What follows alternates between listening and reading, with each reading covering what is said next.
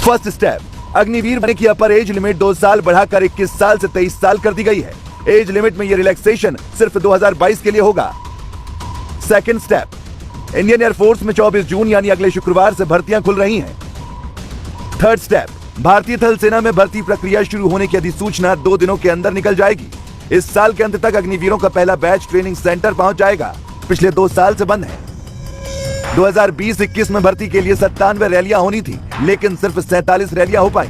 इसी तरह 2021-22 में 87 रैली प्लान हुई, मगर कोरोना के चलते सिर्फ 4 रैलियां हो पाई। फिजिकल फिटनेस टेस्ट और मेडिकल होने के बाद कॉमन एंट्रेंस एग्जाम नहीं हो सका।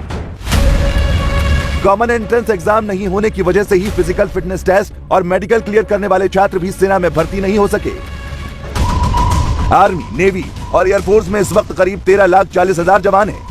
इनमें करीब 16% जवान अकेले यूपी से आते हैं। बिहार से 8% जवान भर्ती होते हैं। जवानों में राजस्थान का हिस्सा भी 8% का है। महाराष्ट्र और पंजाब से 7% जवान भर्ती होते हैं। हरियाणा और उत्तराखंड का हिस्सा 5% का है।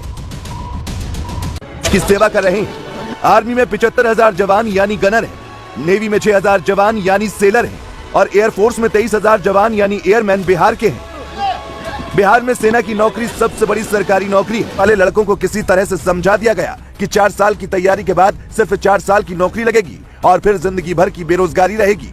हकीकत यह है कि 4 साल की नौकरी के बाद 25% अग्निवीर रेगुलर आर्मी में ले लिए जाएंगे। उनको सूबेदार या नायब सूबेदार का प्रमोशन मिलेगा। बाकी 75% Agniveer central paramilitary forces, state police और कॉर्पोरेट सेक्टर में जा सकेंगे। बिजनेस के लिए उन्हें आसान शर्तों पर बैंक लोन मिलेगा और पढ़ाई के लिए NIOS स्पेशल कोर्स चलाएगा। रेगुलर आर्मी के जवानों को आजीवन पेंशन की सुविधा मिलती है, आजीवन फ्री इलाज की सुविधा मिलती है और आजीवन आर्मी कैंटीन की सुविधा मिलती है। अग्निवीरों को रिटायरमेंट के बाद ये सुविधा नहीं मिलेंगी। रेगुलर सैनिकों को 25,000 रुपए मंथली सैलरी मिलती है। अग्निवीरों को 30,000 से 40,000 तक मंथली सैलरी मिलेगी। रेगुलर सैनिकों को 20 लाख का इंश्योरेंस मिलता है। अग्निवीरों का इंश्योरेंस 48 लाख रुपए का होगा। सर्वोच्च बलिदान देने पर रैंक के हिसाब से 24 से 25 लाख रुपए मिलते हैं। अग्निवीर के शहीद होने पर घर वालों को 44 लाख रुपए के साथ साथ आगे की पूरी सैलरी और 11,71,000 रुपए की सेवा निधि मिलेगी।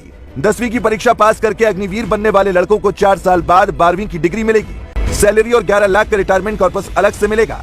इस पैसे से पढ़ाई भी की जा सकती है और बिजनेस भी किया जा सकता है। 1000 सैनिकों की बटालियन में 14 से 18 अफसर होते हैं। हर बटालियन में करीब 700 हथियारबंद सैनिक होते हैं। हथियारबंद जवानों की भर्ती अग्निपथ स्कीम से होगी। बटालियन में अलग अलग रैंक के नॉन कमीशन अधिकारी होते हैं। सूबेदार और नायब सूबेदार सिर्फ रेगुलर सैनिक ही बन सकेंगे। 4 साल बाद रेगुलर हो जाने पर अग्निवीर भी सूबेदार बन सकेंगे। क्लर्क, ड्राइवर, रसोइये वगैरह की भर्ती भी अग्निपथ स्कीम से होगी। इस तरह आने वाले समय में आर्मी बटालियन के 70% वर्कफोर्स की भर्ती अग्निपथ स्कीम